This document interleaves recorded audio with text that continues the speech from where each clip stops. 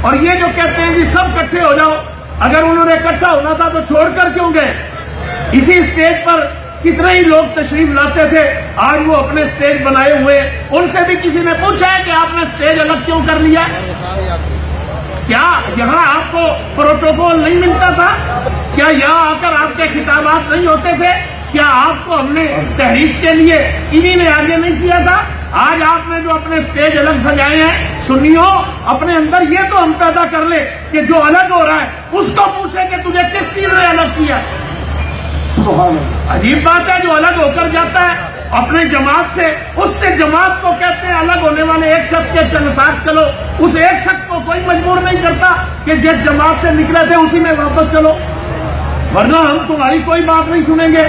میں عرض کر رہا ہوں اگر 20-25 علماء کا ایک بورڈ بنا دیا جائے، قیادت پر بھی فیصلہ کر لیا جائے اور جو قائد مقرر ہو ہم سب تو اسی کو ماننے کو تیار ہیں، لیکن آپ ایک فیصلہ کریں، حضور کی امت کو ایسے نہ چھوڑیں۔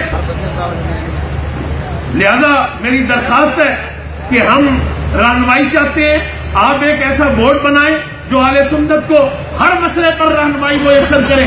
جب آپ 25 علماء فیصلہ کریں گے انشاءاللہ ہم بھی آپ کو یقین دلاتے ہیں کہ ہم اس فیصلے کو انشاءاللہ نافذ کریں گے۔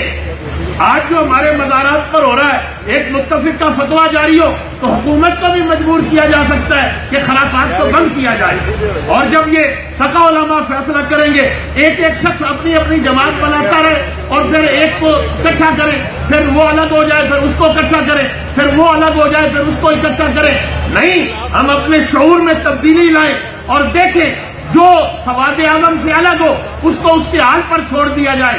یہ عجب تماشا ہو گیا، ایک سٹیج ان کے پاس ہے، ان کو پروٹوکول ملتا ہے، پوری عزت ملتی ہے، جب 10 بندے ان کی تقریر سننے لگتے ہیں وہ اپنی جماعت بنا لیتے ہیں۔